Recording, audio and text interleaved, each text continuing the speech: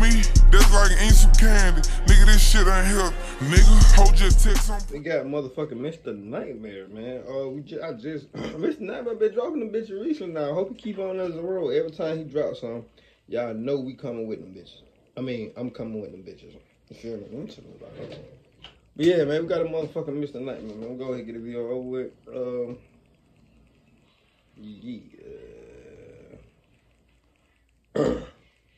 Children can use drawing as a way of expressing feelings or emotions that they don't understand.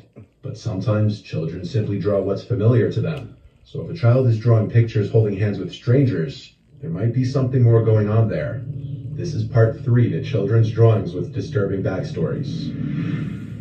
Martin and his wife are the parents of 2 children, a 6-year-old daughter and a 3-year-old son. Martin shared with me something disturbing that he and his wife had discovered recently. Their daughter, who I'll refer to as Jess, loves to draw, and so they give her all the art supplies she'd need to keep her quiet and entertained for hours. They have an entire Crayola backpack full of art supplies that Jess uses, filled with markers, colored pencils, crayons, and construction paper. Jess has piles of drawings in her room and even in her backpack, and most of them are normal, innocent drawings. However, one day Martin found a picture in Jess's room that he was kind of confused about at first. It was a picture of some random-looking woman holding Jess's hand, but it didn't look like Martin's wife, who was blonde. It was a brunette woman. Martin asked Jess who the woman was, and she said it was the woman who would visit her sometimes. Sounds like something a 6-year-old with an imaginary friend would say. When Martin asked what her friend's name was, Jess said Lucia. This was immediately... I'm gonna tell my kids, when I get them, have them, we ain't doing no imaginary friend, cause none of them, man. Cause for alarm to Martin. So he went to show his wife the picture and asked his wife if it looked like her sister. At first, his wife said it looks like it could be anybody. But when Martin said her daughter said her name was Lucia, she gave Martin this telling look as if she immediately understood. Lucia was the name of Martin's wife's deceased sister, who died before either of the couple's children were born. The couple went to the daughter's room and asked Jess who exactly Lucia was. Jess again said, she visits me sometimes. Where?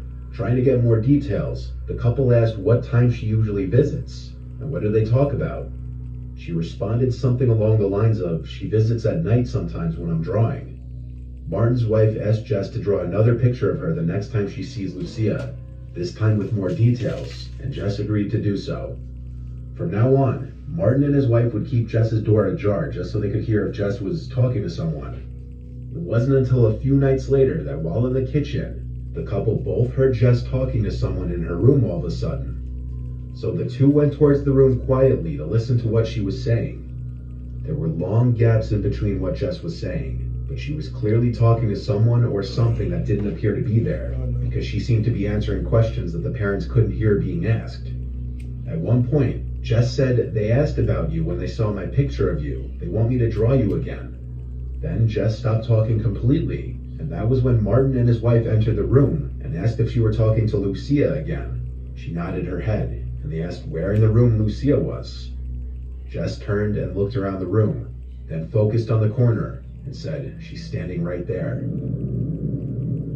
Martin and his wife looked in the corner of the room, to nothing. Yet both of them agreed they felt an uneasy feeling in the room and were extremely uncomfortable. Martin's wife said softly to Jess to draw what Lucia looks like right now, down to every last detail. And after Jess said, okay, Mom, the couple left the room. Jess didn't speak anymore, and the parents were left feeling a little uneasy. It was a short time later that Jess called her mom back into the room, and so both Martin and his wife went back to her room, and she presented a new picture. This picture confirmed the couple's fear. This was the photo.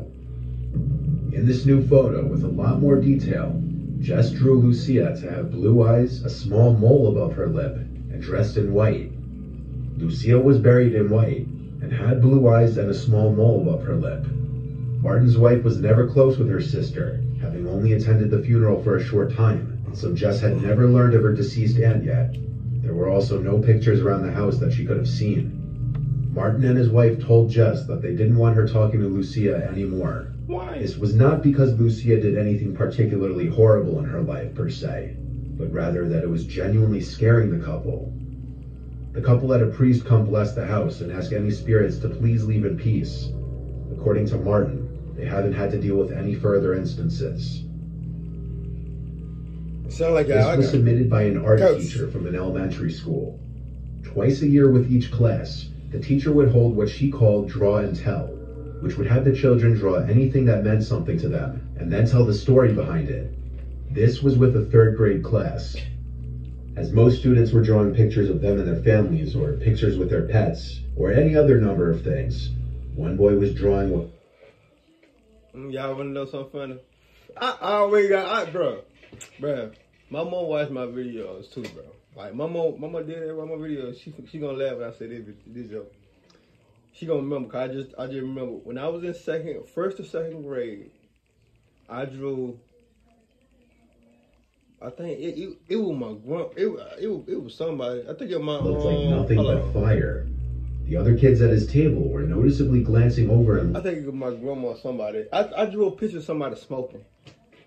And my teacher called my mom. I got my ass whooped. As he did it, and as the art teacher noticed, now look at me. She went over to the boy and asked him why he was drawing fire. He's supposed to be drawing something that means something to him. The boy said, "I know, I'm not finished yet." So the teacher let the boy continue to do his thing. As the students were finishing up their drawings, the teacher came back to the boy and now noticed that the boy had added a house to the drawing. The teacher asked the boy to come with him to the hall, and she took the drawing with them. When in the hall, the teacher asked the boy why he was drawing a burning house, as this was completely inappropriate for a draw and tell. The boy replied, "No, it's not. This is the house my parents tried to burn down with me in it." The teacher was speechless and didn't know what to say. She kept the drawing and told him to take his seat, and told him we're not going to do the draw and tell.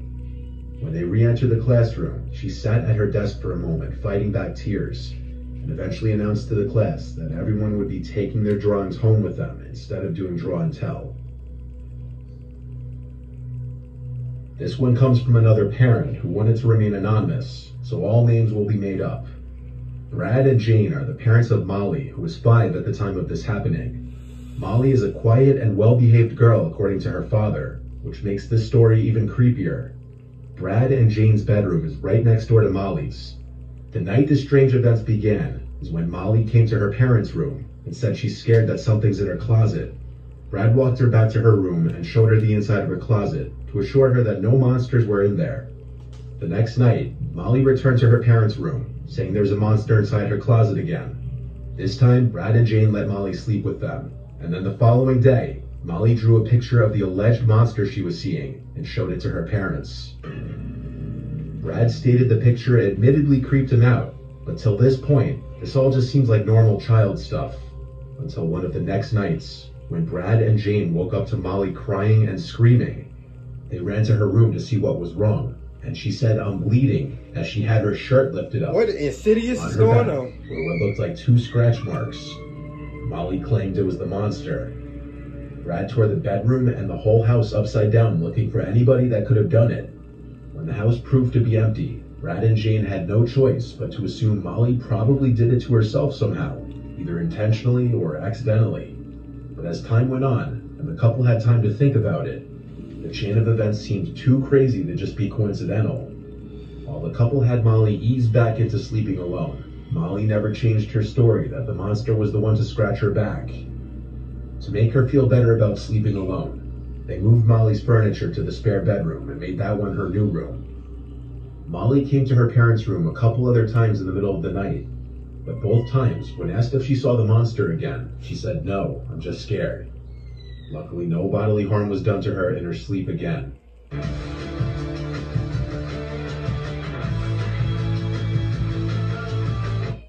I saved $320 by using Rocket Money to cancel subscriptions. Here's how. Just open the app. This following picture and story was submitted by Giovanna, who had found this picture on her desk in her room because she allows her 7-year-old brother to use her desk to draw on. She found it strange from the beginning that her brother would leave this on the desk in the first place, because normally he would take all of his drawings with him back to his room and hide them. but since he left this one, she felt like he wanted for her to see it. Upon taking a look at it, it looked like an innocent enough family drawing done by a 7-year-old. But then tucked away in the corner is a black figure labeled the Taking Man.